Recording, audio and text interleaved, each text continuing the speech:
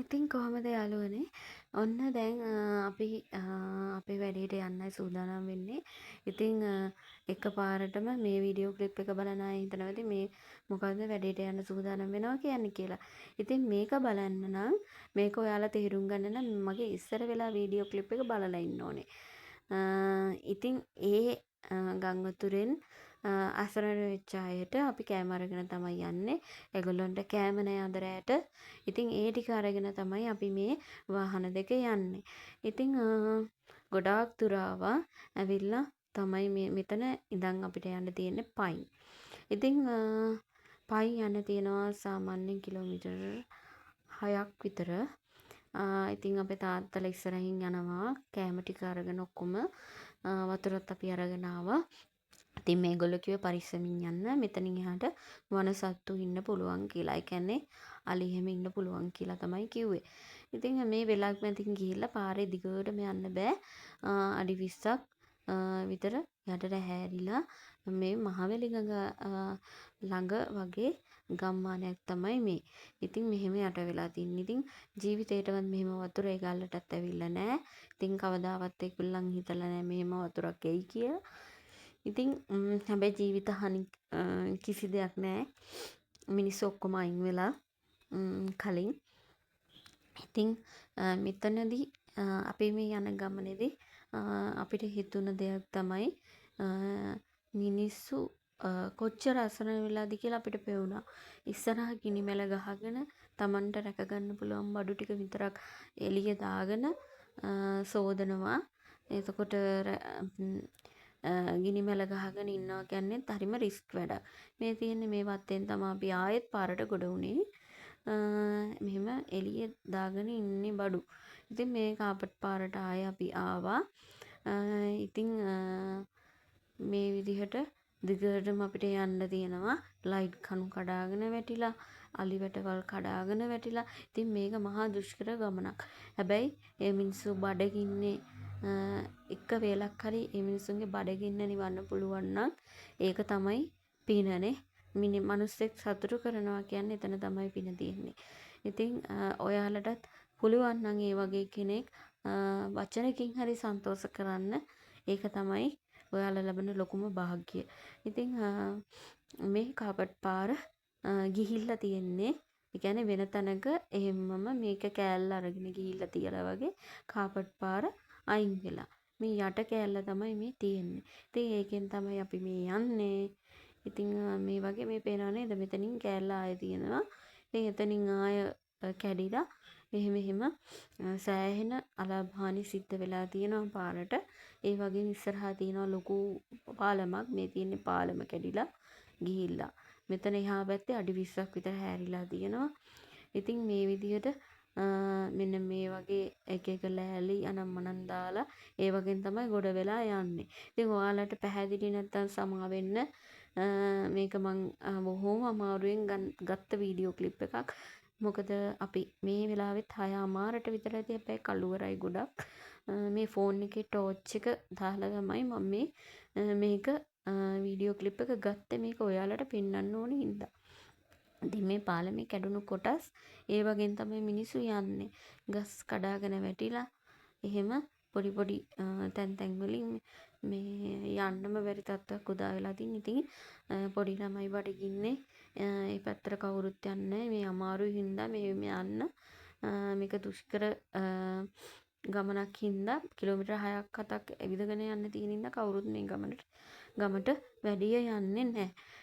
අනික මේ වෙලාවට කොහොමත් යන්න බයයි අලි වගේ එන හින්දා. මේ අලි වැට තමයි ඔයාලට පේන්නේ ආ පැත්තෙන් කැඩිලා ගිහිල්ලා තියෙනවා. ඉතින් අපි මේ වගේ රිස්ක් එකක් ගත්තේ කාට වුණත් මට ඇත්තටම අපිට දුක හිතෙනවා බඩගින්න ඉන්නවා කියද්දි පොඩි අය. ඉතින් මේ වගේ යනකොට ඇත්තටම අපි දෙන්නට අපේ තාත්තලා මග ඇරුණා. ඒ කියන්නේ එයාලා ඉක්මනින් ගිහිල්ලා බඩු ටික අරගෙන අපි දෙන්න ඉතින් හිමින් යන්නේ. ඒකින්ද අපිට එයාලා මග ඇරුණා. මෙතනින් ඉස්සරහට තියෙන 4 මං හන්දිය. දැන් අපිට හිතා ගන්න බෑ කොහෙටද යන්නේ කියලා. ඉතින් කෝල් එකක් අරගෙන බැලුවා. බලනකොට එයාලා අපිට තව කිලෝමීටර් 2ක් විතර එහායින් තමයි ඉන්නවා කියලා කිව්වේ. ඉතින් අපිට එතනින් එහාට එන්න එපා කිව්වා. මොකද එතනින් එහාට එන එක ගොඩක් භයානකයි. එයාලත් ඒ කිලෝමීටර් 2 ගිහිල්ලා මේක බෙදන්නේ අපි ගෙවල් වලට ගිහිල්ලා. ඉතින් අපිට මෙහෙන් ගෙදරකින් වාඩි වෙලා ඉන්න කියලා කිව්වා. එයාලා එනකම්. ඉතින් එයාලත් එක්ක කතා කර කර අපි හිටියා. එයාලත් කියන්නේ ඉස්සරහා ගිනි මැලයක් ගහගෙන මේ වගේ තියෙන පුටු දෙක වාඩි වෙලා එළි වෙනකන් එහෙම ඉන්නවලු. මොකද එළියේ ඉන්න බයයිනේ. වටෙන් ඇවිල්ලා ඊට පස්සේ අලි ඇවිල්ලා මේ කරදර කරොත් එහෙම ඒකින්ද.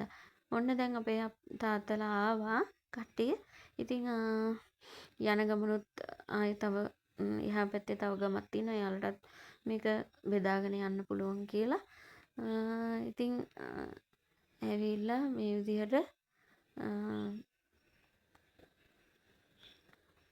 බෙදාගෙන ගියා මෙහෙම. ඉතින් ඔයාලා ගොඩාක් පින් සිද්ධ වෙනවා කියලා කිව්වා අපිට. මොකද මේ වෙලාවට වත් ගේන්න කෙනෙක් නැහැ කියලා. ඉතින් ওই මොනවා හරි දෙයක් කන්නම් කියලා තමයි හිතුවේ කියලා. කන්න ඉතින් උයා ගන්න ලාම්පු තෙල් උනත් ගේන්න මේ මිනිස්සුන්ට යන්න වෙනවා කිලෝමීටර් 5ක් විතර. ඒ තරමට පාර කැඩිලානේ. වතුර ගේන්නත් යන්නේ යාලා එහෙම. කිලෝමීටර් 5ක් විතර ගිහිල්ලා මූලියකට දෙකට එහෙම තමයි අරගෙන ඉන්නේ.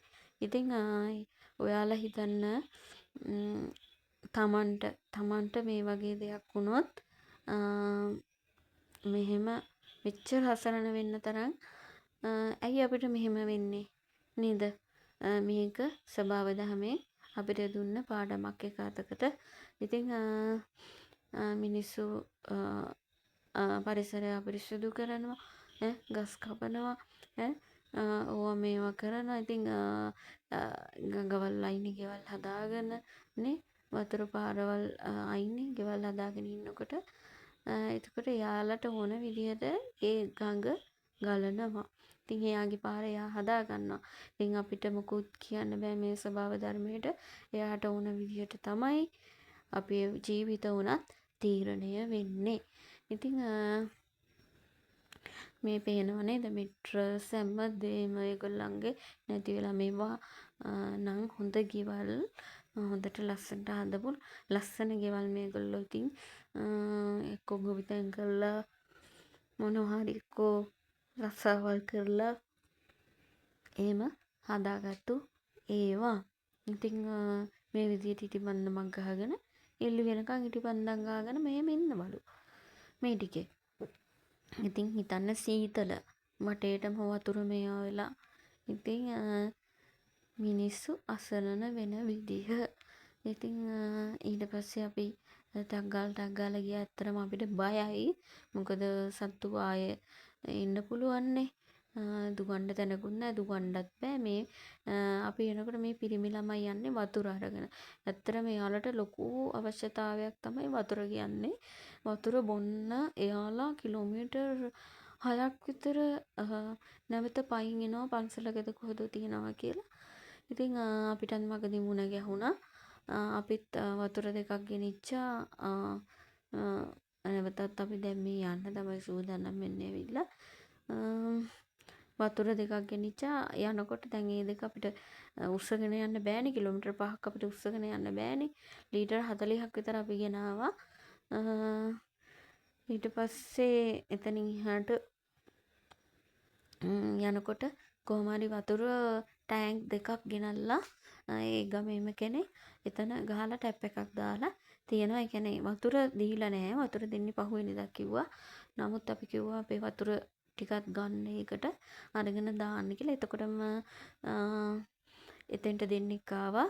කෑම පාර්සල් ගන්න ගියා කිව්වා. ඒ මිනිස්සු කිලෝමීටර් 5ක් ඇවිදගෙන ගිහිල්ලා තිනවා පන්සලකට කෑම පාර්සල් ගන්න. ඉතින් එයාලට බුලියක් තිබ්බේ නැහැ මෙතන ළඟ ගෙදරකින් ඉල්ලලා. අපි ඒගොල්ලන්ට වතුර දුන්නා. ඉතින් සෑහෙන එකටත් පින් දුන්නා. මේ වගේ ටැංක් දෙකකට එයාලට දැන් වතුර දෙන්න තමයි මේ ගමේ කෙනෙක් හදන්නේ පුරවලා. ඉතින් තව වැඩකට අපි ගියා. මෙන්න මේ විදියට දැන් බලනවා ඇති ඔයාලා මේ මොකද කඩේකට ගිහිල්ලාද කියලා. නෑ අපේ තාත්තලාගේ කට්ටිය එකතු වෙලා තාත්තයි අම්මගේ යාළුවෝ කට්ටිය අපි කට්ටිය එකතු වෙලා මෙන්න මේ වගේ පාර්සල් හදලා පහුවෙනිදාට බෙදන්න තමයි යන්නේ. ඉතින්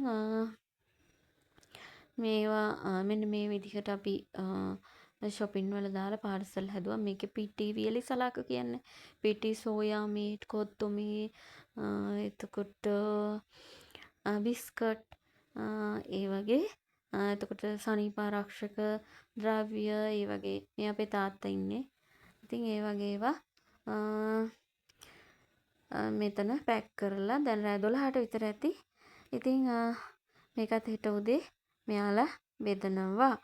ඉතින් මේ විදියට ඔයාලත් පුළුවන් නම් කරන්න. ඉතින් අපි ගිහින් එන්නම්. හැමෝටම බුදු සරණයි.